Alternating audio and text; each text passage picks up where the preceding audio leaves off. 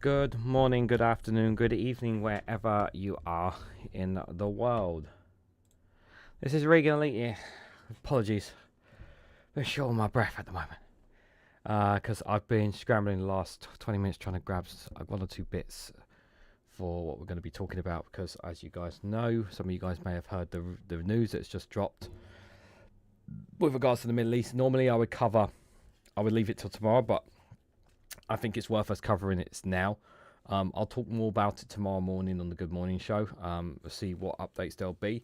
But obviously, we're mainly specific on UK news tonight. But I think this is worth talking about because of the significance of it. But welcome to the Snowflake Viewpoint episode 105, where we normally cover UK news, but we're going to cover one different story just for tonight. We've got 6 different stories to cover, and a couple of videos as well along here on the 23rd of June 2025 at 8 p.m. UK time. We are dual streaming live on youtube.com/REGANELITE, and we're also live streaming on twitch.tv/REGANELITE1. So if you happen to be on Twitch, please hit that follow button and bell notification icon. If you're on here on YouTube, if you can, hit that like, share and subscribe button, would be greatly appreciated. Good evening to Dave McGuinness. Good to see you, buddy. Hope you're doing well. Great show as always, my friend, this morning, and looking forward to the next one tomorrow as well. Jao, good to see you there, buddy, moderating as always. Guys, do check out Jao's YouTube channel as well. He's got his own YouTube channel as well. That is worth checking out as well. Right, let me just check. Do I have this set up? Right, I'm going to take you guys straight to. I kind of wish. Can you not play that footage, please? Right. So, Iran has responded to the United States, guys. I think I should do this first before showing you the videos, actually. So, Iran has says it successfully carried out mighty and successful attacks on U.S. Bases. Sorry, why is this not plugging? I'm sorry, guys. I'm ruining the moment. Yeah, this. See, David Blase calls me professional. It's absolutely out of his mind. So it's carried out mighty and successful attacks on US bases as Qatar's air defences fought the assault. So the attack comes after the US dropped bunker buster bombs on 3 nuclear key sites in Iran over the weekend. So this was about half an hour ago. This footage here. Why can we not? Why is the screen like that? It looks absolutely terrible. Let me see if I can do something about this. Hold on 1 second. I can move it over a little bit. So, let me just adjust.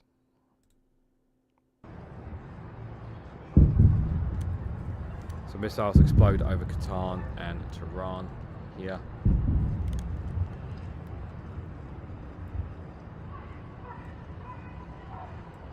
Missiles were filmed exploding over Doha as Iran said it had targeted US bases in Qatar and Iraq.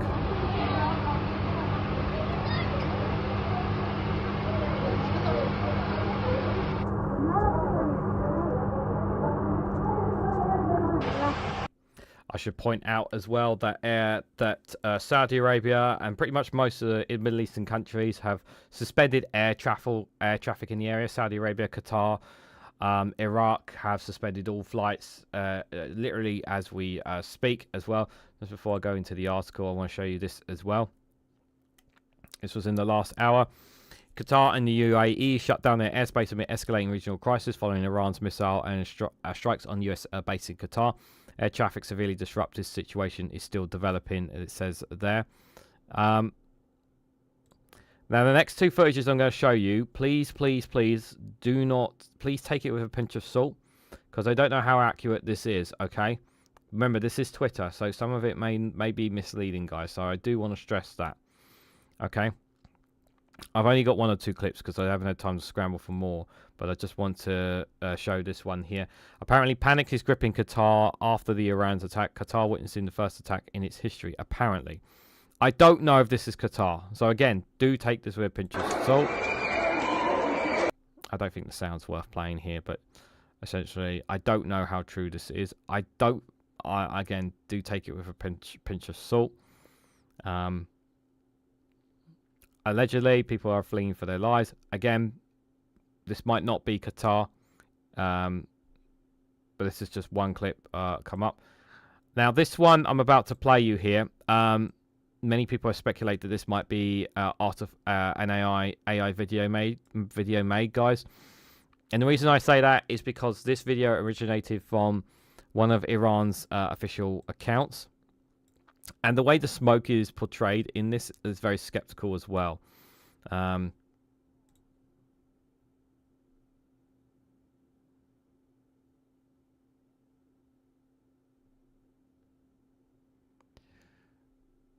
That's come from Iranians' official Twitter accounts. Again, I don't know how true that is. I don't know. I will stress, do just take it with a pinch of salt. Remember, this is all coming from these last two videos. Just do take it with a pinch of salt. There, unfortunately, I don't have more because I was scrambling to get more for you guys there. But I'll just read a bit of this and then talk a little bit more about this. So let me just fix that. Fix this for you guys. So Iran claims it has carried out mighty and successful response to America's aggression after launching missile attacks on a US military base in Qatar and Iraq. The attack comes after the US dropped bunker buster bombs on 3 nuclear key sites over Iran over the weekend. Iran's response this evening is the latest escalation in tensions in the volatile region. Qatar said there are no casualties at the Al Udeid base following the strikes, and its air defenses thwarted the attacks and successfully intercepted the Iranian missiles. That's why I said with that video I just showed you to take it with a pinch of salt. People in Qatar's capital Doha have stopped and gazed up at the sky as missiles flew and interceptors fired. Iran had announced on state television it had attacked American forces stationed at the Al Udeid air base. A caption on screen called it a mighty and successful response to Americans' aggression as martial music played. Initial reports claimed Iran also targeted a base housing US troops in western Iraq, but a US official has now told Reuters news agency that the attack in Qatar was the only one detected. This is traced as seen over the sky over Qatar over Iran's armed forces targeting at the Al Udeid base. Pictures from Reuters there. A US government official has said the White House and US Defense Department is closely monitoring the potential threats to its base. Meanwhile, US President Donald Trump is in a situation in the White House with his team in the following Iranian strikes. Donald Trump, situation room. That can't be good for America. The attacks came shortly after Qatar closed its airspace as a precaution amid threats from Iran. Senior diplomatic sources from the region have told Sky News that some Gulf nations and the US were given prior warning before Iran launched its missiles. Just before the explosions, Iranian President Mossad wrote on social media platform X, "We neither initiated the war nor seeking it, but we will not leave invasion to the Great Iran without an answer." Kuwait, Bahrain, and Iraq have also shut their airspace after the attack, while Oman's air has suspended some flights in the region. Abu Dhabi's base Etihad Airways said it is rerouting several flights today and tomorrow due to restrictions in part of the Middle East here as well. Just before I come to you guys in the comments, because obviously, as you guys, some of you guys may know, I'm a bit of a wrestling fan, and this Friday, WWE was supposed to be hosting a massive show in Saudi Arabia, a massive wrestling show in Saudi Arabia this Friday. Understandably so, they have still not officially called off the show, which has prompted massive speculation as to why the fuck they haven't called it off yet, because like I don't watch that wrestling company in particular, but I'm seriously scared and paranoid about the talent, the staff, and people going out there as of right now, considering what's happening right now I know it's not Iraq or Israel, but Saudi Arabia is still in the midst of could still be in the midst of this, and it's highly possible that a big event with thousands of people could be used as a target by Iran. It's unlikely, but it can be. I just don't think they should be doing this wrestling show at all. I just think it's really, really stupid, WWE.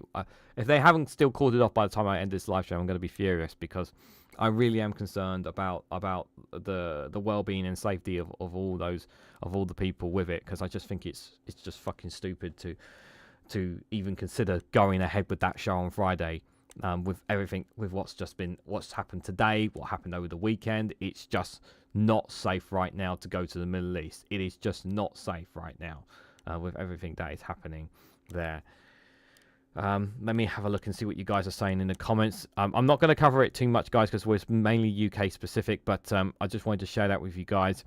I'll talk a little bit more about it tomorrow morning. And I'm sure other YouTubers will be staying up late to cover it as well, just for reference. Good to see you, Doc Davis. Daily Blase, you're far more professional than I am. I'm not sure about that, Daily, but I suppose we will test our professionalism this Thursday together. Myself and you, and All Shorts and Random Scottish History will be coming together this Thursday, guys. This Thursday, in case you're wondering what I knocked over, it was my water bottle. My empty water bottle, because I went through so much water today. And this is Thursday, guys, 8 p.m. We have our Snowflake Roundtable. Hopefully to bring it back consecutive months. Myself, Daily Blase, All Shorts, and Random Scottish History, known as Jenny. We'll be having a show at 8 p.m. We'll be talking about all sorts of news. So do join us for that there. Dutry Net, good to see you there. Hope you're doing well. And guys, if you're not subscribed to the Daily Blase's channel, make sure you do as well.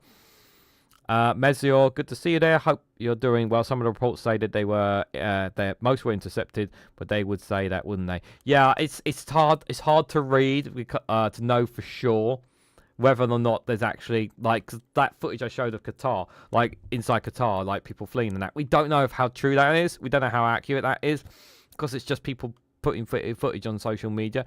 So again, like, I have to take it with a pinch of salt right now. Everything. Qatar knew it was coming. They told US citizens to shelter in places from this morning and closed the airspace shortly after. Right. Saudi hosts a lot now. It's been the place for boxing too lately. Yep. Yeah, it has been. It has been. Counter Kev, good to see you there. Affect me, guys. Sorry, I wasn't notified. Anyhow, yeah, it's all good, buddy. No worries. No, notifications don't always work. Sometimes you've got to turn them off and on there.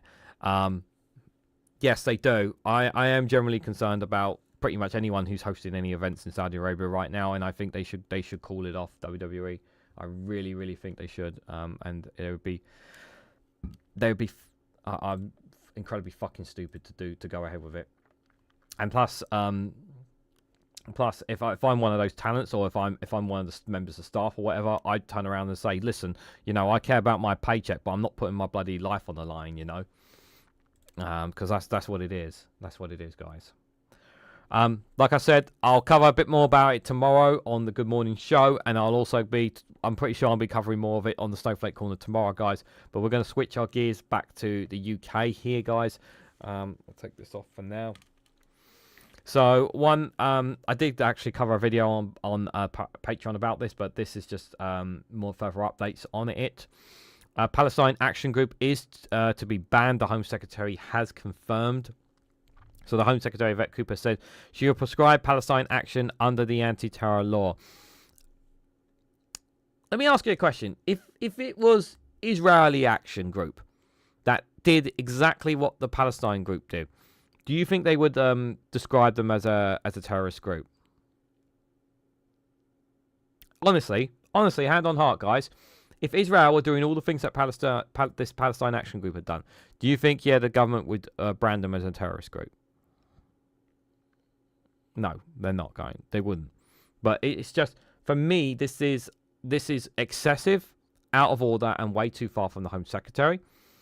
I don't approve of their actions, of what they did at the RAF base. I really don't. I don't approve of what they did. I understand the cause. I understand why they need. I understand why they need to make their voices heard. I understand all that. I understand the right to protest and whatnot. But going into a military base, yes, I understand what they were doing. I understand why they were doing it. But there is just like, dude, like it's there are lines, and this for me was a line that went too far. It's excessive to call them a terrorist group. Absolutely excessive. But I just felt, for me, like, especially at a military base, this was just too much, you know. Seems a tad overkill. Read Brits and Alton graffiti. F me, the UK is turning into a MAGA land now. Yeah, I know. It's just for me. I just like, this is over the top by the Home Secretary, no question about it. But what they did here, what the group did, was also excessive as well. But that by no means does what they did justify calling them terrorist groups just because of spraying some stuff and whatnot at the military base. They should never have gone there in the first place. Like, they really should not. Like, if they were protesting outside the base, like a massive group of them, that would have been different, making noise or whatever. But going in there and doing what they did, like, you are asking for trouble. You are asking for trouble. Like, I get this perception that, like, I get this feeling that there's this perception growing that people want to start sabotaging things to stop any and all kind of support for the UK. I feel like that's where people want to go with this now. I feel like that people want to say, like, we've been protesting, and nothing is being done. Governments are not listening to us. Politicians are not listening to us. What are we supposed to do? And I feel like this is where they're taking this next step of, okay, we're going to push the boundaries now because we don't have any choice. But I just feel like it's going too far. But at the same time, it's like, what are they supposed to do? Like, I'd love it to see our weapons factories get, like, sabotaged or something, possibly to stop us sending some weapons and supplies to Israel. But again, if we were to do that, those people would be designated terrorists because they're sabotaging our so-called UK military. So what the hell do you do, guys? Let me see what you guys are saying in the chat, because I'm generally curious what you're saying. Okay, I'm a civil servant who works in London. I am 100% Irish. I've been viewed as a terrorist all my life. I was born in 1971, so lived through the Troubles. Thank you for sharing that, Melza. Much appreciated. If I'm saying your name wrong, I do apologise. What about Greenham common protests? I'm not familiar with those protests. I'm not familiar with that protest, counter Kev. Sorry. All groups can be considered terrorists using the measure. Dirty Next says because it is where it was and how it was done, though. However, I feel the whole annexation of terrorists will be abused by the police. Yep, it will be abused by the police. Absolutely. Good evening, Billy Kershaw. Good to see you, buddy. Jal says inadequate protests have to be sanctioned, but it does not mean to legalize movements. Doing this now, terrorist groups actually appears and grows. Yeah. At Greenhouse Commons, the protesters took bits of fencing down. I got there a week after the protest started. I'm really sorry, Counter Kev. I'm not familiar with the Greenham Common protest at all. I do apologise. Martin, good to see you there. Hope you are doing well. Bad move, bad optics at the end of the day. That's what I think it is. That's generally what I think it is. I just think I get they're trying to make a statement, but I just think it was too much. So it comes a day after activists from the group broke into the RSF base, Brits and Norton in Oxfordshire, and spray painted 2 military planes red. Incident Cooper called disgraceful. The move effectively brands the group a terrorist organisation, and if passed in Parliament, would make membership of and support of the group illegal. Palestine Action calls the government's actions unhinged. Cooper's announcement came as Palestine Action held a protest in central London with hundreds in attendance and 13 arrested as scuffles broke out. Announcing no intention to ban the group, Cooper said Palestine Action had a long history of unacceptable criminal damage. Like, what's the this is the you know what, this is the shocking thing, guys. Like, I'm not gonna lie, it is only because of this story that I've heard of Palestine Action. That tells you a lot about how big of a movement this is. If I've been covering Palestine. Those who have been here for a while know I've been covering what's been happening in Gaza, what's been happening in the Middle East for ages. The fact that I've only learnt of Palestine Action from what they did at this RAF base, that kind of says a lot about the group. Kind of says a lot about them. Like, surely I would have heard of them by now. It does say a lot, I'm afraid. I just don't think they're going about. I think the way they've been doing it is wrong. The UK's defence enterprise is vital to the nation's national security, and this government will not tolerate those that put security at risk, she added. Like, I know it's not putting security at risk and it's not national security what they did, but it's still wrong the way they went.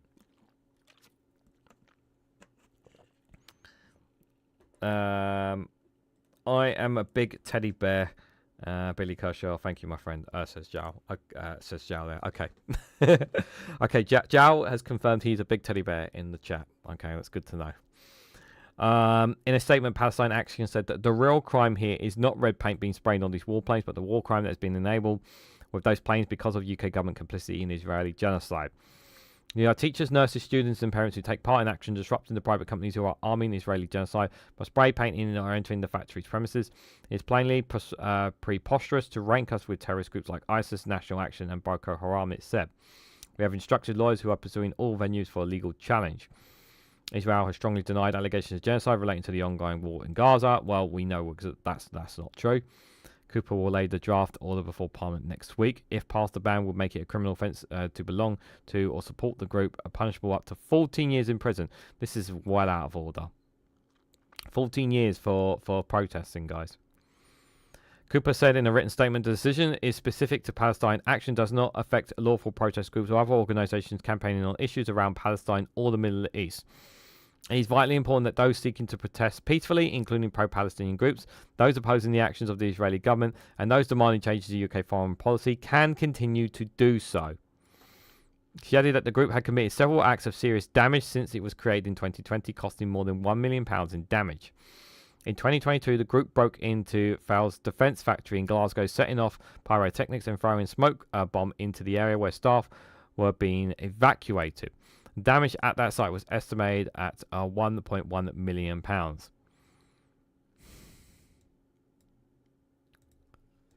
Yeah, this is excessive. Like, I'm sorry, this is excessive from Palestine Action. This is too much. Cooper was also referenced two incidents last year where 7 Palestine Action members were arrested for aggregated burglary at the Industrio Precision Factory in Kent, while several others broke into Bristol HQ of EBIT System UK. What did they aggregate burglary? Did they actually steal anything? I considered carefully the nature of the scale of Palestine's action activities. Proscription represents a legitimate response to the threats posed by Palestine Action, Cooper added. Former Scotland Minister Hamza Yusuf told BBC Scottcast podcast, Cooper's actions to ban Palestine Action is a shameful abuse of anti-terror legislation. I agree. Yeah, that is utterly ludicrous overreaction by the UK government in an attempt to intimidate and ultimately silence protesters and pro-Palestinian protesters. Yep. Now, Leah Wickenden, Labour MP for Nottingham East, said, we should all be concerned about the plans to proscribe Palestine Action as a terrorist group. It sets a dangerous precedent which governments in future could further use against their critics. Yes, this is the right here. Is the main crux of the problem here by designating them as a terrorist group, because then you'll just start designating, you know, how long before you start designating any groups that you consider, you know, problematic. Like, here's the thing, like, even Greenpeace, like, they've done a lot of bad things, but even they haven't been prescribed as a terrorist group, you know. But the difference between them and Palestine Action, guys, is that Greenpeace haven't gone into military bases. We're talking about military bases here, guys. Peter, good to see you there. And anybody else in the chat who's lurking. Chancellor Rachel Reeves condemned Palestine Action's behaviour as totally unacceptable. Quote, to cause damage to military assets, but to also cause such damage to privately owned asset is unacceptable whatsoever. Your views on what happens in the Middle East, she said ahead of Cooper's statement. Hundreds of people met at Trafalgar Square after police banned them from protesting outside of Parliament. Organisers made the last-minute venue change after Scotland Yard enforced an exclusion zone around much of Westminster. This I don't like. They should have been allowed to protest outside Parliament. Like, the fact that Parliament are not allowed to have protests close to them is bollocks. Metropolitan Police Chief Sir Mark Rounsley said, while the forces had no legal powers to stop the protest, they would impose the conditions robustly. Charing Cross next to Trafalgar Square was blocked for a time as the protesters gathered. Some supporters of the group waved Palestinian flags and carried placards, while others chanting, "We will not be silenced." The protest was required to end at 3 o'clock when police moved in to disperse the crowd. Met Police said it made 13 arrests at the protest. 6 of those were assaulting an emergency worker. I need to see video to verify this. 1 for a racially aggressive police public order offence, 4 for refusing to disperse, and 2 were held for obstructing a constable in the execution of their duty, the Met Police said. I haven't seen this footage here, so I want to take that with a pinch of salt there. Scuffles broke out during the protest.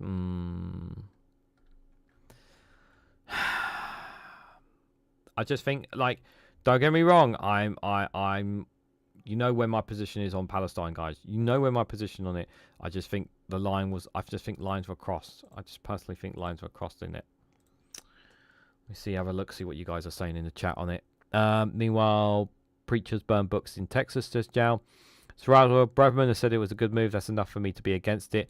Yeah, I know Suella Braverman. Yeah, I saw her. I saw her mentioning it. Here, everyone, including religious groups, are bounded by the law. Reason why anti-vaxxers and religious crazy people sometimes get very mad when they are fined and even jailed. We all citizens of the Republic have to follow the laws that suppress any individual's opinions or religious beliefs. Damaging property is illegal, but it's not a terrorist action. They need to pay for the damages, but they are not terrorists. Yes, 100% agree. Like I said, I don't agree with their actions. But yeah, they're not a terrorist, for it. The question for me is more, why does the army not protect these airfields? Imagine if these were serious people. That is a very good point, Martin. That is actually the question that we should be asking, Martin. You're absolutely right. Because if protesters can get in them and do this, what's to stop anybody sabotaging? Like, that sounds like an easy invitation for Russian or Chinese spies to sabotage our bases. Yeah, I think the defense secretary's got some questions to answer there. That's definitely worth asking. Indeed. Yeah, especially if they've done this a few times and these are protesters. It says a lot about the cover that they've been giving to them. Guys, we're going to move on to this very interesting exclusive from The Guardian. Very interesting one. So, a former presenter is taking legal action against GB News for unfair dismissal. In its exclusive, Albi Amanolka, oh no, I'm botching his name, guys, who co-hosted the debate show, was taken off air after remarks about Suella Braverman. Oh, dear. He said something bad about Suella Braverman. So the former GB News presenter is taking legal action against the broadcaster after he was taken off air last year. So Abrel, who co-hosted GB News debate programme, The Saturday 5, told The Guardian he intended to sue GB News for unfair dismissal and a number of other claims. It comes after Akamonia, co-founder of Conservatives Against Racism for Inequality, was taken off air after saying on air that he believed the former Home Secretary Suella Braverman to be a racist in July 2024. GB News issued a swift apology to Braverman, stating that these comments crossed a line between robust debate and causing unnecessary offence, noting that Braverman was understandably upset. Is Suella Braverman a racist? I'm pretty sure I know what the answer to most people in the chat is. But if you're going to...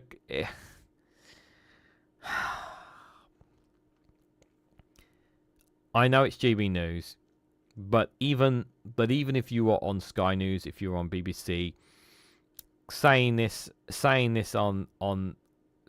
a presenter, you're not gonna be in a very good place. That's for sure. Do I agree with the comment? Yeah, I do think to a certain extent she is. But would I have said it on national television? No, I would not have said it on national television. I would have gone on the borderline with my language, but I certainly wouldn't go that far, to be fair. Martin, thank you so much for being a member for 12 months. Thank you for your support. I really appreciate it. Jao says, those environmental groups that didn't last long here because they got jailed, fined, and taught very publicly by the government that you can protest but not destroy public or private property. The environmental groups means the ones damaged works of art and such things. Yeah, the thing is like I just there are lines and damaging. There are lines. My local Tesco's lives in fears of these people. Buildings are people too, says Peter M. Yeah, I think Palestine Action is gone too far. Just caught this now. Good to see some infighting here. Lol. Yeah, Corella is insanely classic too. She's definitely a bigot, says Peter M. I may not agree with you with what you say, but I will 100% agree that you can say it's kind of how I live. Yeah, we agree to disagree, and I appreciate the agree to disagreements on here. As long as we don't insult each other, that's totally all right to agree to disagree. The problem is I get too many people who not only disagree but just throw barbs at me and insult me, and that mainly in comments, not in the live chat, mainly in comments. But that's fine. I don't mind people disagreeing with me. Honestly, it's fine. I'm half German, growing up in a communist heartland, speaking German with grandpa. I know a bloody racist when I listen to one. Yeah, she is it. I just wouldn't say it on national television. That's all, guys. So he says his claim against GB News included for race discrimination, but for belief discrimination, victimisation, whistleblower detriment, unequal pay, and unfair dismissal, the broadcaster denies the claim. I think, you know, he might have a case here. After initially self-funding the legal action, Acamina is now launching a crowd public funding campaign with the Good Law Project on today. Well, he's with the Good Law Project. He'll have a decent case. He wouldn't have the Good Law Project behind him if he didn't have a decent case. He added that he made a verbal complaint with senior manager about what he believed to be racist behaviour by 2 colleagues in June 2024.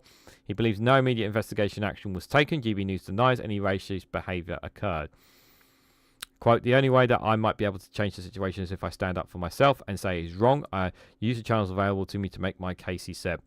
A source at GB News said Acamino was given notice along with a number of other contributors 2 days before his on-air remarks about Braverman.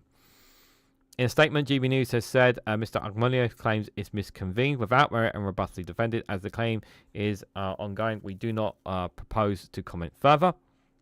It's also GB News maintained that its apology to Braverman was appropriate, particularly in light of Louise Casey's recent report on group-based child sexual abuse and the government's subsequent decision to call a full national statutory inquiry into grooming gangs.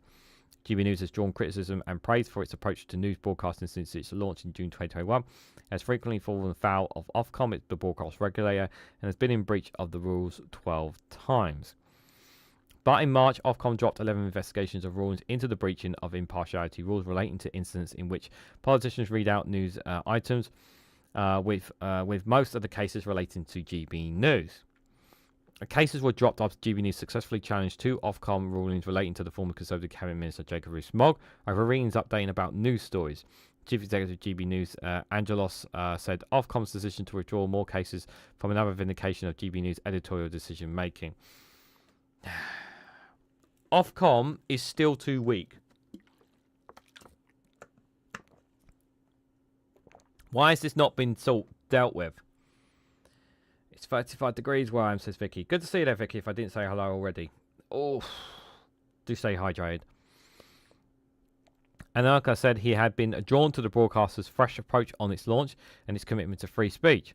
I really feel like I was a part of something new, something fresh, exciting, and something being done in a different way. I'm very passionate believer in free speech and more opinions being foregrounded, he said. The 31-year-old began appearing in GB News in July 2021 and started co-hosting the Saturday 5 from March 2023 until his last appearance in August 2024.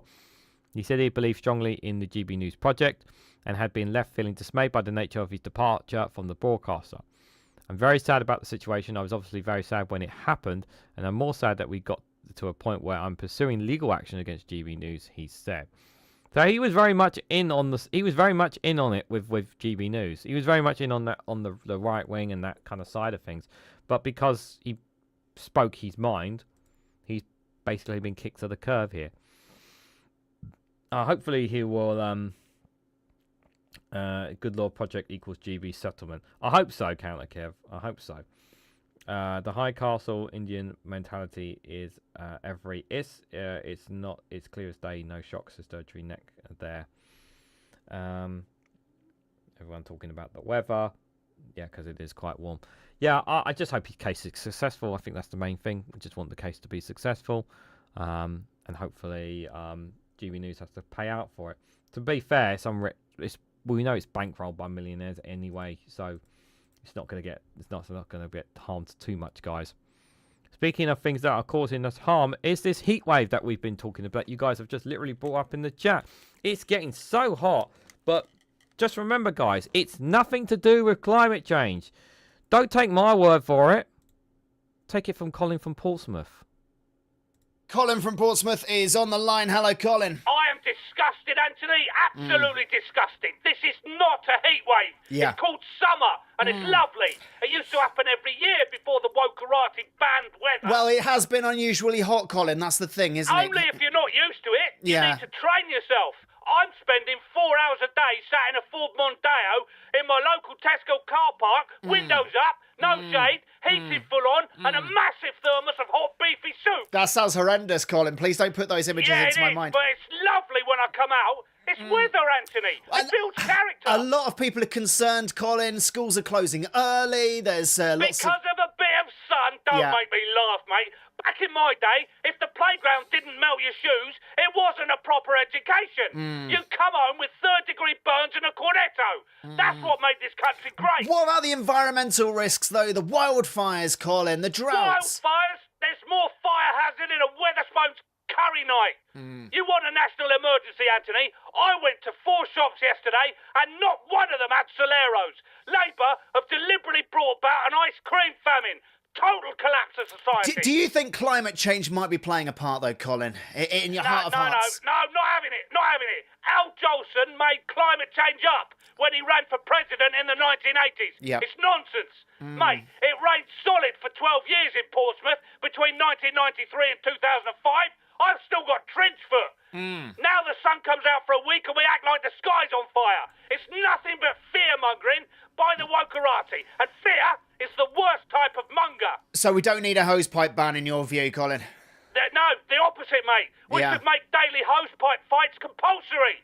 We used to duel in the street back in my day. Proper aquatic warfare. It brought communities together. My nan was such a ninja with a Nerf gun, she ended up getting approached by MI5. Wow. Happy days. Yeah. Anyway, mate, thanks for having me on. Love to the family. Love to the family, Colin. Love to the family. I'm off to put some extra thin ham slices on my chest and sit in the freezer in the nuddy.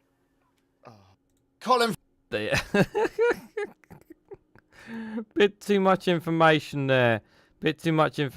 Colin from Portsmouth there, guys. They dropped that one today from the Exploding Heads YouTube channel. Do go and subscribe to the Exploding Heads, guys. They do some wonderful stuff there. One of many Colin from Portsmouth videos there, guys. Please do check them out. Just a reminder to hit the like button, share across social media, subscribe if you haven't to already as well. Please do that if you can. It'd be greatly appreciated. If you're on Twitch as well, if you're on there, make sure you hit the follow button and bell notification icon as well. All right, let's move on, guys, to the Independent. I don't know how my voice is still going after I recorded so many videos, but hey ho, I'm still here. So the British state is feeble and overbearing, Starmer says as it unveils industrial overhaul. So India's industrial strategy published on Monday, the UK government has backed a UK industry it believes has the potential to grow. The potential to grow, guys. The thing is, I'm having all this talk about massive investment and all that. It's like, it all just sounds like a bunch of numbers. It sounds great. But here's the thing, it's too early to say, everything's going to work out well, that industry's going to grow, especially when we're still affected by global factors. We're still being hampered by something by something called, that begins with the letter B. There's still things going on in the world that's deeply affecting us. Global markets like the Ukraine war. What's happening in the Middle East is also affecting us as well. And the strait where 20% of the global oil supply could be cut off any time by Iran, which would obviously affect global markets as well. Again, this all sounds good on paper, because here's the thing, anything that makes our economy grow, that could potentially grow GDP per capita, that could bring more investment and create more jobs, is always a good thing. We always want that. But are Labour kind of overhyping this, I think, is a good question. So the British state has been overbearing and feeble and too exposed to global volatility, Sir Keir Starmer has said, as he outlines plans to overhaul the government's relationship with industries. So in the industrial strategy published on Monday today, the government has backed UK industry. It thinks it has the potential to grow with the aim of creating jobs and prosperity across Britain and Northern Ireland. AI, offshore wind power and electric vehicle batteries are among the sectors which will feature. Strategy aims to help realise Labour's mission pledge to create sustainable economic growth, with ministers want to see to become the highest in the G7. In a strategy forward alongside Chancellor Rachel Reeves and Business Secretary Jonathan Reynolds, Sir Keir said that when the new opportunities present themselves, Britain often finds itself too regulated to take advantage. Now, when you say too regulated, is that on the part of regulation that would actually benefit businesses, or regulation that should be there to actually protect consumers? Just worth putting that out there. The minister added the result of the state is both overbearing and feasible, poorly serving in an economy that has become too reliant on one place, too exposed to global volatility, and too sluggish to take advantage of transactions like the move to homegrown clean energy. They said that the strategy marks a new approach and accounts for a decade-long plan to make Britain an attractive country to invest in. The industrial strategy focuses on 8 areas, as well as the main strategy. On Monday, the government also published 5 separate sector plans with more details on distant policy areas: advanced manufacturing, creative industry, clean energy, digital and technology, and professional and business services. Plans for the defence, financial service and life science sectors will come later. The minister said that the 8 sectors have been identified as those with the best places to create wealth, jobs and higher wages our country needs in every community. The 5 sectors planned published on Monday emphasise the opportunities for growth across the regions and nations of the UK. Enterprise robotic and agri-tech research hubs and the space industry of the Oxford to Cambridge corridor features amongst the advanced manufacturing industries. Offshore and onshore wind in southwest Wales and heat pumps producers in Northern Ireland feature as the clean energy sector plans, while Birmingham and Manchester's AI and cyber industries are highlighting the plans for digital technology. Several of the sector's plans to address the changes with AI could have upon their industries. In the creative industry is an example for losing my words. Let me start again. The creative industry, for example, will need to embrace new technology. One document says insisting the government will maximize the impact and the value of AI while protecting and incentivizing human creativity. Strategy includes details on several ways for the government to make it easier for firms to do business, such as tackling high industrial electricity costs and reducing regulatory burdens. It also says ministers will remove planning barriers and ensuring our tax system supports growth. As part of our plans, energy costs for businesses will be cut by scrapping green levies to help them compete with foreign rivals. And from 2027, the new British Industrial Competitive Scheme will cut costs by up to £40 per megawatt hour for over 7,000 manufacturing firms by exempting them from levies on bills, including the renewables obligation, feed-in tariffs, and the capacity market.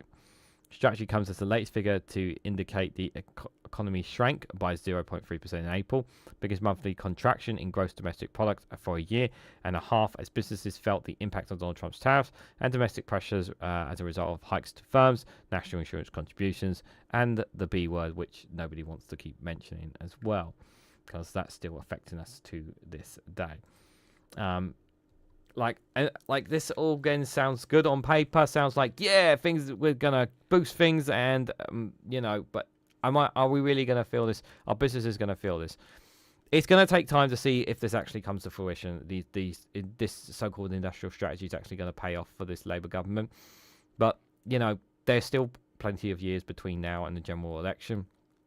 I should also point out we still have not had a full year of Labour in government as well.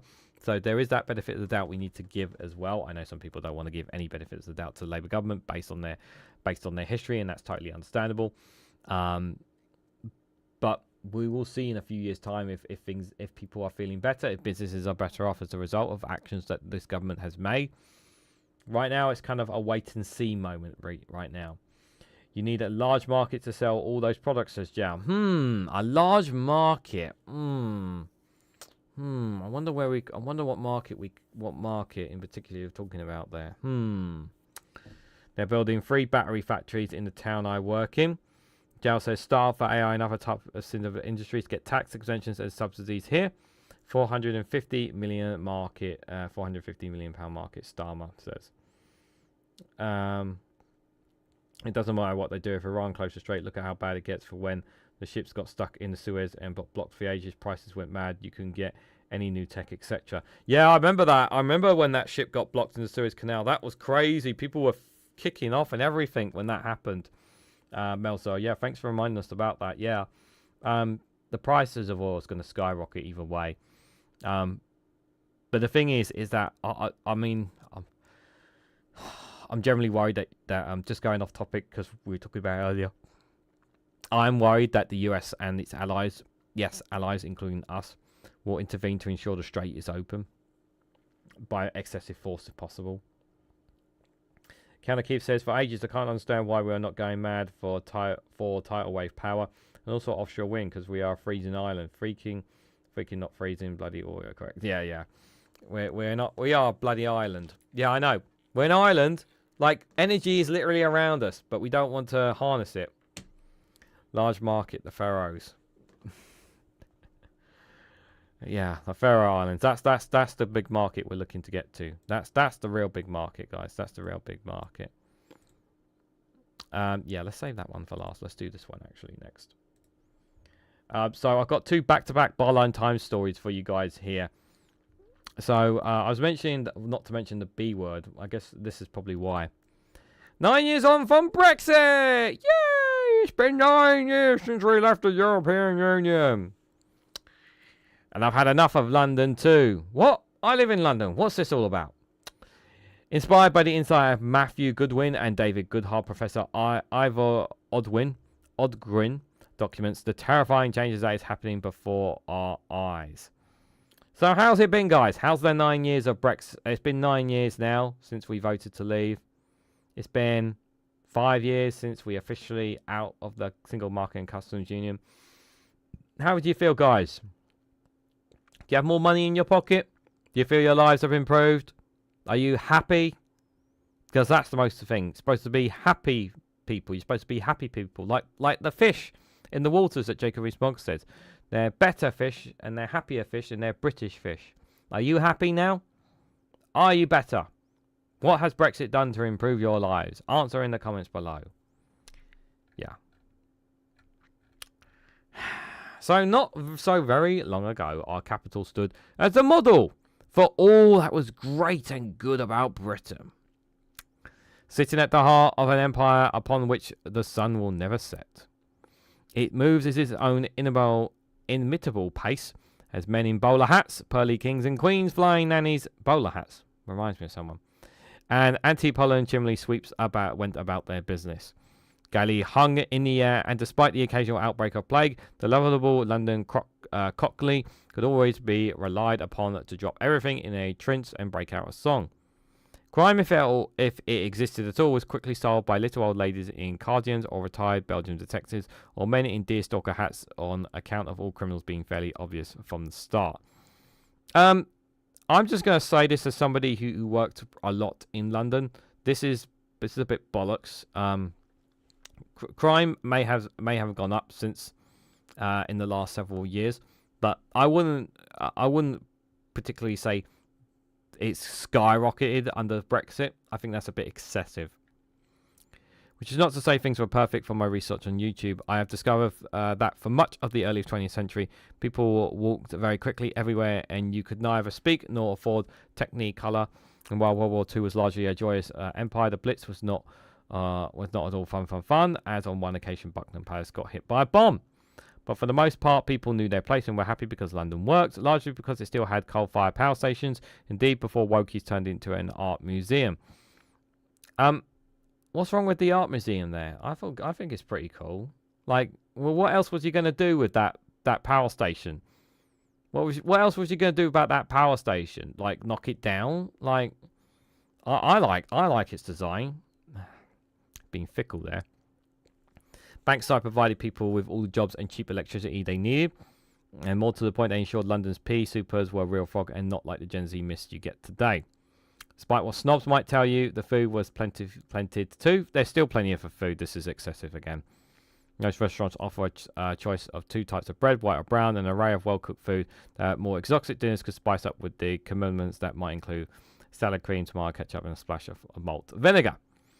How times have changed. I can't remember the last time I heard of an old spicer solving a major murder case in the capital, despite having lived in London since the 1990s.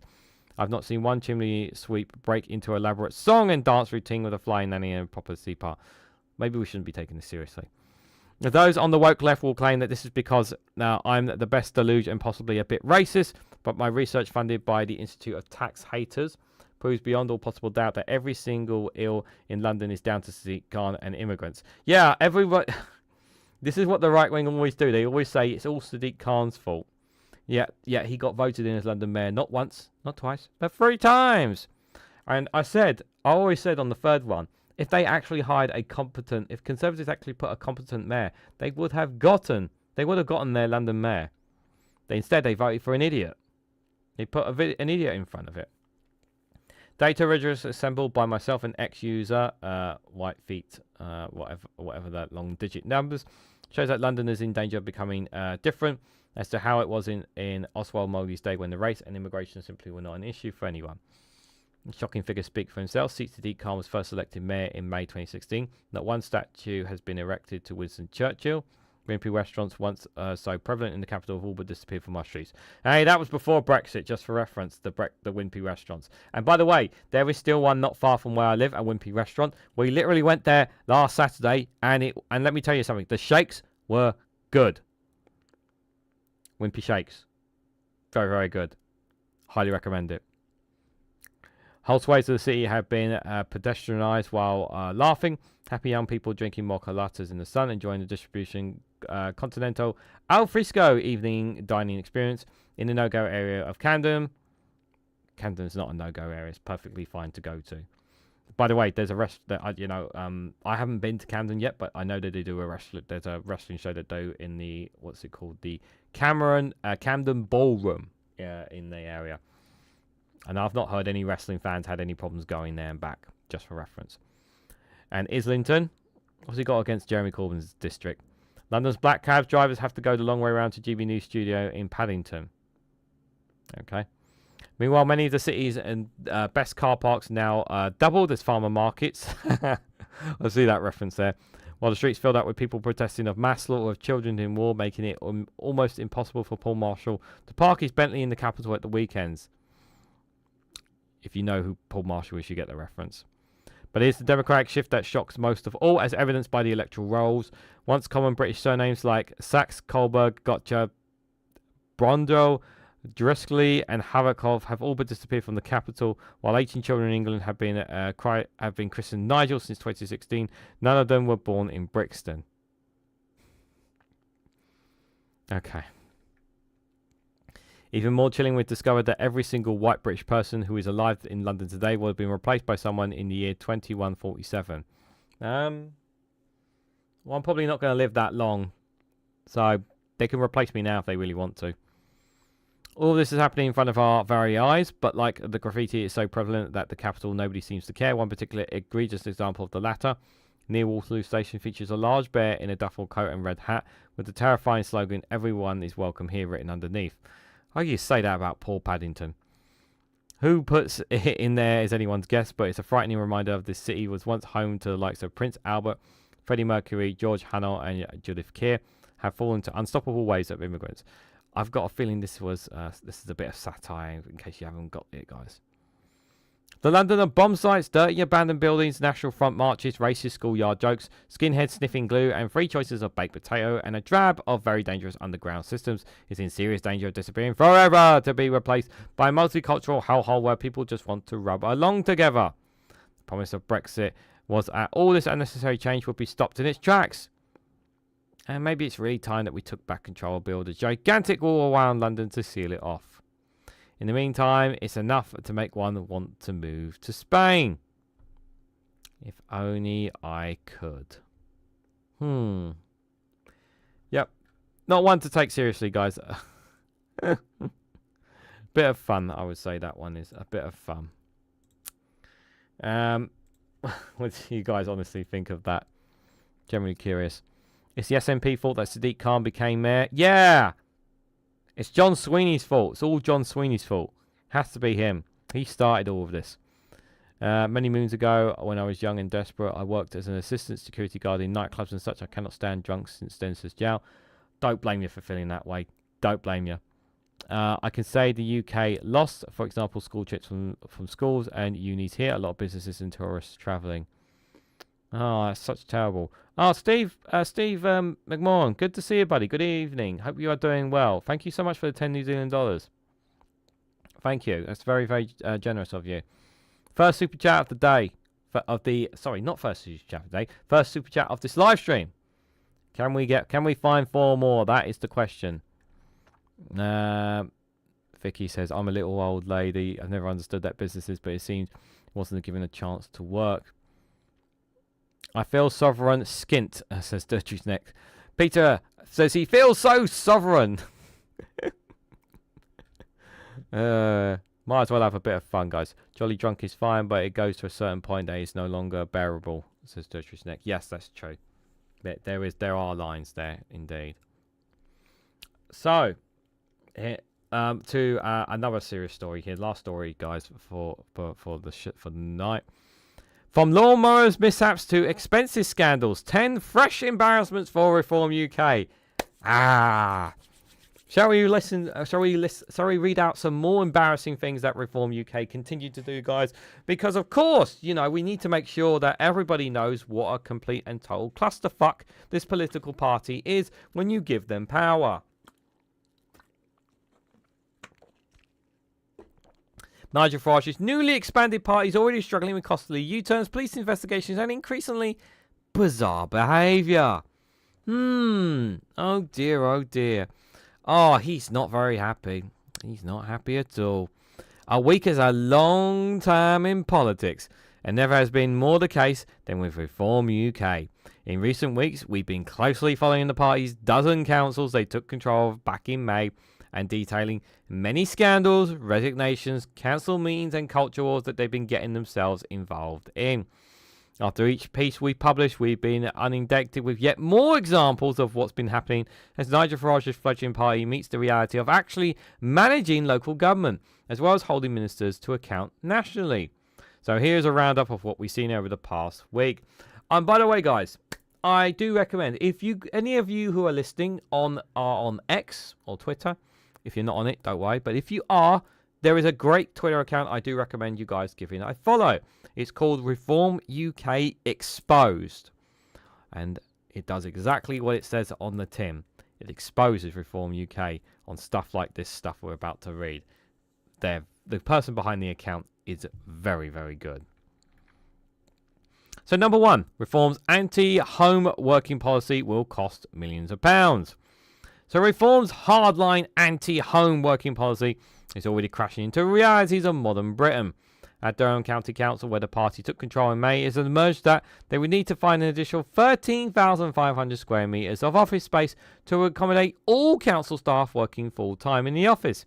The party seemed to be demanding, according to analysis of council data. Durham would face between £3 to £5 million in extra annual costs, including 1.3 million in running costs and 2 to 4 million in financial costs for new accommodation, all on top of an existing 23 million budget deficit, digging by writer Paul Levette has found. When you factor in having to replace staff who would quit over the policy, Reform's anti-WTF policy looks very expensive indeed. One for the Department of Local Government Efficiency, ? I don't get this my position is very much on this, guys. There is nothing wrong with people working from home. I get the argument that people make, especially workers, where bringing people in and having them all under one roof, to do team building and bonding, all that kind of stuff. I get that reference, but if we're talking about a job that basically relies on them sitting behind a computer all the time, they don't need to be in the office. They don't need to waste their time traveling to work. They don't need to spend money on travel as well. If they can do the job behind the computer at home, as long as they're doing their job, nothing else should really matter. So yeah, it's just stupid. £3 to £5 million in extra annual costs. I mean, come on. Number 2, flexible working. Mind you, Reform councils may be starting to have doubts about scrapping flexible working policies as they start to realise about the realities of working life in 2025. In Reform-run Northamptonshire, which will require 9,700 square metres more office space to implement the policy, and approximately £328,000 annually to their costs. The council's new reform leader, Claire Martin Griffiths, appears to already be backtracking, reversing previous pledges to insist all staff to come into the office. I wonder why. Is it because he, unlike Nigel Farage, did maths? I think he learnt maths, guys. He might have learnt maths. He added up the sums and realised, yeah, that's not going to work. A mole working for the council tells Byline Times that Griffith either realised the cost and impracticality of the policy, or never intended to implement it and was simply playing to the gallery. The council staffer who asked to remain anonymous to protect their jobs said the more radical approach to working from home has been fed back to staffers and senior officers. My concern is that the damage is done anyway and people will be spooked and work elsewhere. There are concerns that the damage has already been done and staff members may seek employment elsewhere due to anti-working from home stance. Well done, Martin Griffiths. Well done. Reform councillor number... sorry, let me do that again. Number 3. Reform councillors in expenses probe. A reform UK councillor in the Crediton area of Devon has been reported to the police by his own reform colleagues for potentially breaching election campaign spending limits. Reform on reform here, guys. The local Crediton Courier reports that Neil Stevens, who won the Alberton and Corrick seat in May's Devon County Council election by just 72 votes, has been replaced by a fellow UK councillor for an alleged overspend and for a suspected false election expenses return submission. The Reform councillor Ed Hill told local Democracy Reporting Service that he had told Mr. Stevens the cost of podcast equipment had to be included in his expensive return and warned that it would take him over his spending limit. He claims this advice was ignored. Podcast equipment in his expensive returns. What do you need? No worries, Dirtree. Thanks for popping in. Thank you so much for popping in. Appreciate it. Neil Stevens' brother Tony's service was also reported to the police as part of the complaint. Killer Hill, who was also elected in Reform in May, was chairman of the Exeter branch, but was removed from a post for what the party was saying was bringing it into disrepute. The BBC have reported. It's all going pretty well for Reform, isn't it, guys? It's going pretty well. I mean, we only covered 3 so far. Oh, a disgraced ex-cop. Oh dear. Andrew Hamilton Gray won a council seat in Loughborough for Reform UK with almost 40% of the vote, despite having been dismissed as a police officer without notice in 2019. So BBC East Midlands reported it's now emerged that a police misconduct hearing in January 2024 found he had called in sick, travelled to Spain, where he should have been working as a PC. This sounds familiar, this story, guys. Do any of you guys remember this story? The misconduct hearing found that it was 1 or 2 occasions where he reported being sick to pursue his outside business interests. Perhaps the reform now talks about lazy public services as he is speaking from experience. We covered this story. Some of you remember this one. Disgraced ex-cop number 2. At least one other sacked ex-police officer is now a reform councillor. Stuart Ball's dismissal from Evian Somerset Police followed an incident in 2019 where he claimed finder's rights over a basketball his son found in Sports Direct.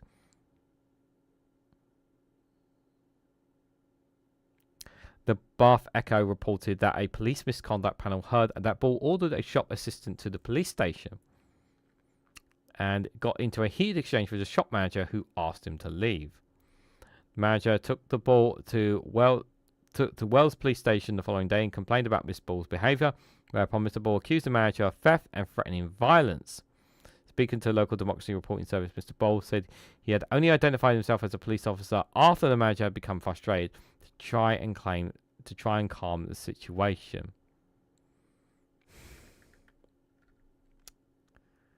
Yay, police officer. Number 6, reforms spiritual healing.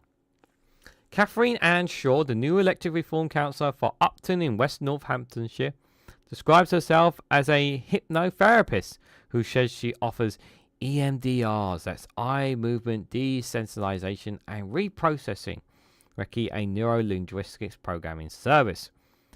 And in an introductory post to local reform supporters on Facebook, she wrote extensively about healing and hope, mental health support, alternative therapy, and community mentoring. Doesn't sound like a bad thing on paper. All of which reads a little like advertisements for her service, which may be needed given there's not much of a trace of therapeutic practice, law and shore therapies online. She also appears to have set up a new company, Universal Playground, a week after getting elected. Okay. I mean, I'm all for, promoting yourself, but doing it on, doing it as a councillor, question marks. So here it is. Hello, beautiful people. I'm proud to introduce myself as a new elected Reform Party councillor for Upton. Many of you already know me from Moons and Spoons Cafe, Little Moons Fishing Academy, or through my work as a therapist and community mentor. For those who don't, I'm Catherine Ann Shaw, a local woman with deep passion for children's mental health, social change, and building a future rooted in healing and hope. I mean, I'm all for wanting to make these things better. I have walked through my own fires, from hardship to debt to healing and purpose. That journey has shaped my work from young people, families, and those struggling in silence. I founded projects that connected children to nature, teach emotional resilience, and rebuild self-worth from the inside out.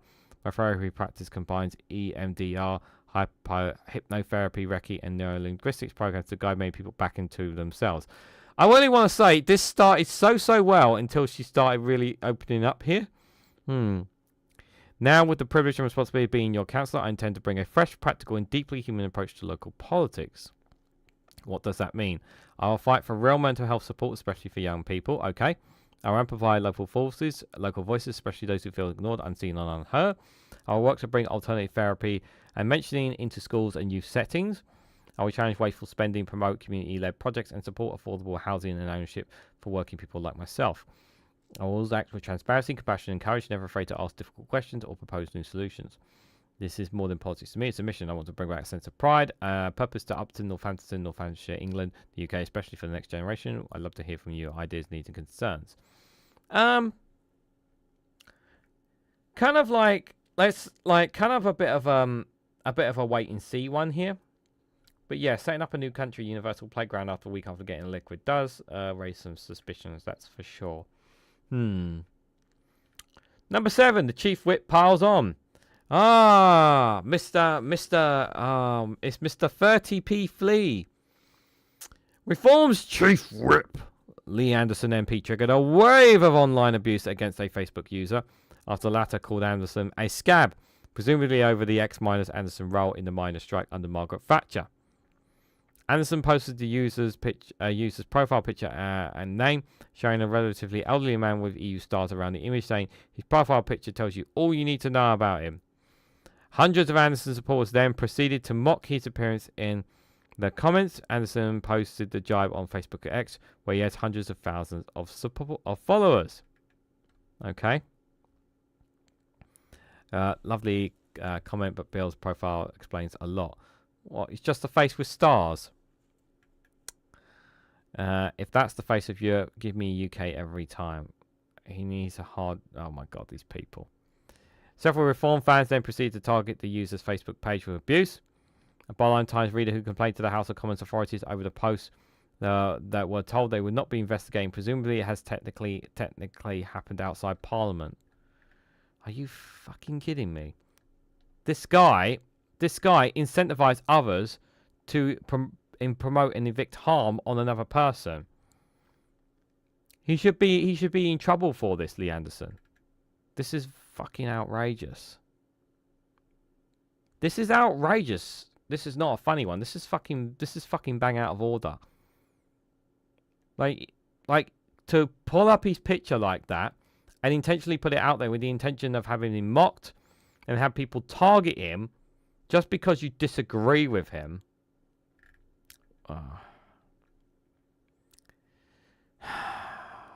Number 8, forget improvement. Reform-run Derbyshire County Council has decided to rename its Improvement and Scrutiny Committee to simply Scrutiny Committees. Okay. Perhaps they no longer think they can meet their pre-election promise to improve the area.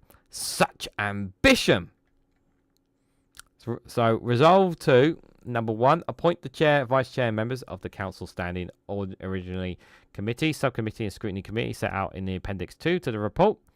Number 2, approve the schedule of meetings attached to appendix 3 to the report for the 2025-26 financial year. Number 3, appoint representatives to outside bodies as detailed in appendix 4 to the report. Number 4, remove the improvement in scrutiny committee climate change, biodiversity and carbon reduction from the committee structures, as incorporating its functions to improve and scrutiny committee places. Retile improvement and scrutiny committees to scrutiny committees. Yeah, because that's really important. Changing the name is very, very important, guys. Increase the number of seats on appointments and conditions, service, audit, and governance edicts standing committee to 9, and authorize the monitoring officer to make consequential changes to the Constitution to reflect the changes indicated in the report. That doesn't sound like they're doing a lot there, does it? Maybe it's just me, guys. Doesn't sound like they're doing a lot there. Steve, thank you so much for the $2 New Zealand dollars. You've already been very generous already today. Thank you. Honestly, that's very kind of you. You're being way too generous today. Honestly, thank you. Woke, says Peter. Yep, it's all woke. It's woke. It's all woke. Number 9, unwanted advances. We're almost there, guys. We're almost there. We saw even weirder stuff than usual from Reform's Richard Tice in the House of Commons last week. Politico reported on Thursday the 19th of June that the Reform leader Richard Tice suggested his boss Nigel Farage might like to take Labour's deputy leader Angela Rayner out for dinner. Oh my God, I saw this. I saw the clip. Oh my God, this was freaky as hell. This is so freaky. In a bizarre exchange, he noted that Farage and Rayner had been named Britain's sexiest politicians on the Illit Encounters website, and asked Common leader Lucy Powell, does she recommend they have dinner together? Powell replied that Rayner has a full diary, washing her hair, and the like.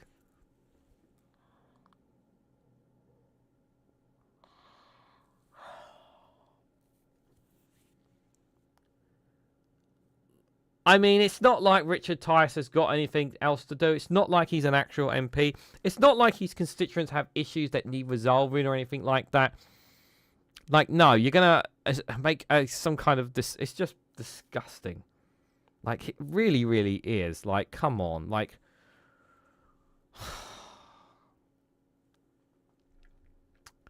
a Reform Council in Derbyshire has mowed down plant life on a roundabout. They have deliberately been left to grow by the council to promote biodiversity. Okay, Lawnmower. This one is called number 10, the last one. The non-reform controlled borough council has had to issue a no-mow warning to residents after double jobbing Derbyshire County Council and Irish Borough Council councillor Dan Price, who took his own lawnmower onto the Colfmac roundabout last week to cut down all the plants.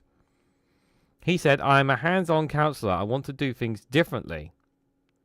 BBC Derbyshire reported Price and the whip for the Reform UK group on the council said he took action at the site near Illington after many complaints at the overgrown island and said he would carry out more cutting.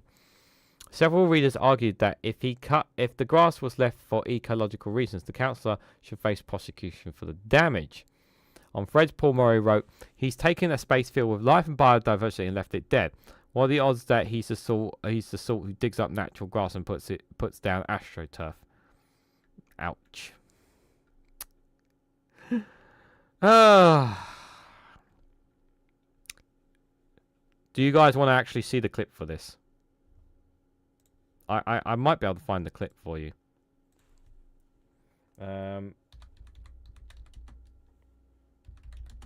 Should I find the clip? Do you guys want to see that? Shall I make you guys suffer for it? Right is wrong. The world is right. Hold on, let me see. 1 second. That's your Farage.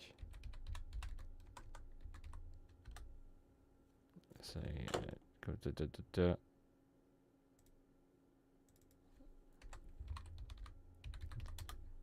Come on, Angela Rayner.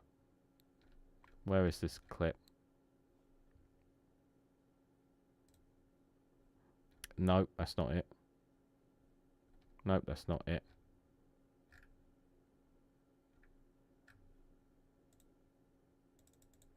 Oh my god, why is it so hard to find this?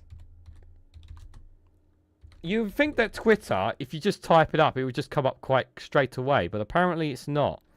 It's not that simple. No, can't seem to find it on Twitter.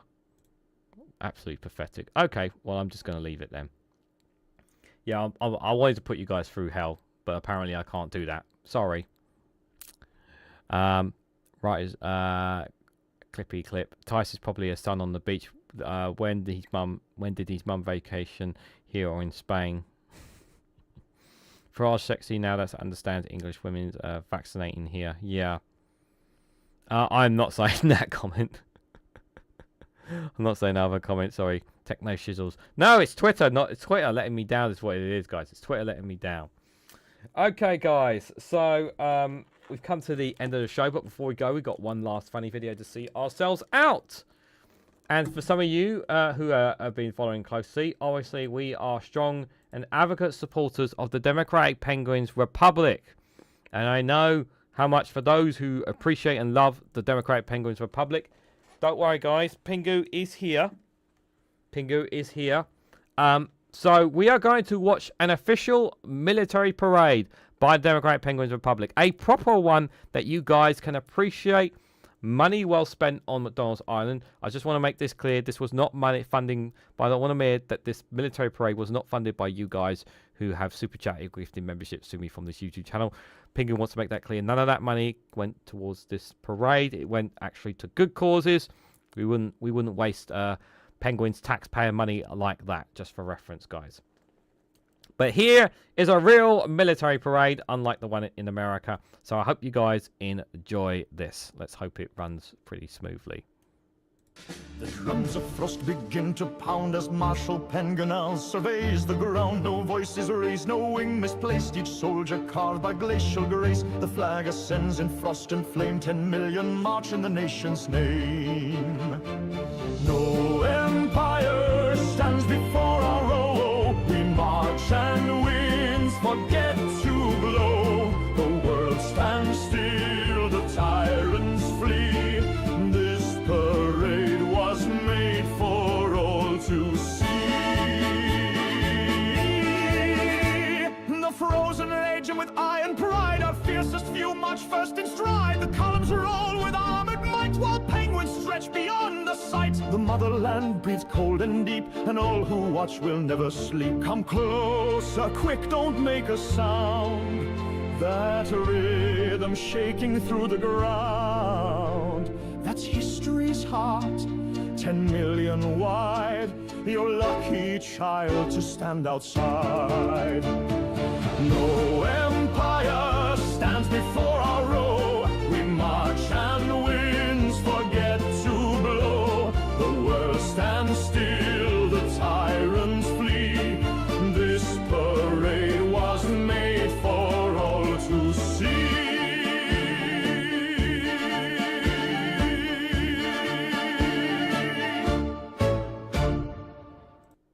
All hail the Democratic Penguins Republic, of course. All hail. That video was by Demon Flying Fox, guys, the same guy who did the other music videos we saw in the past. I've been holding off on that one for a while, but I thought now was a good time to share it with you guys. But I enjoyed it. Pingu was in the parade.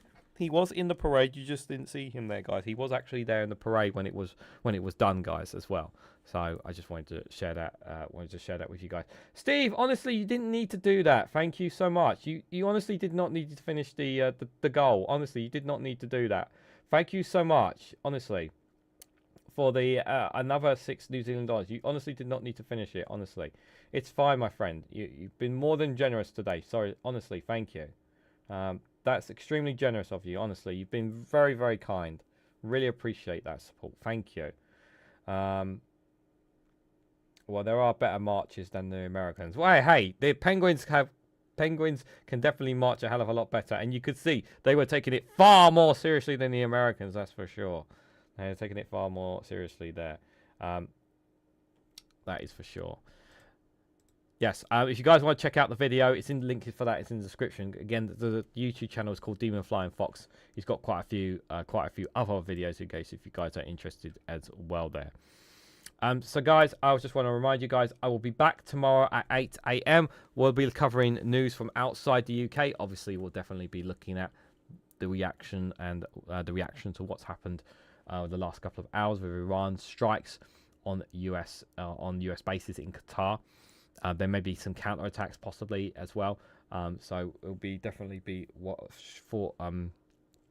cause for concern. Be mainly world news we'll be covering tomorrow, just for reference as well. We'll also have the Snowflake Corner. And do remind yourselves, guys, Thursday, 8 p.m, myself, All Shorts, Daily Blase, and Random Scottish History for a show for the roundtable. So do join me for that if you can.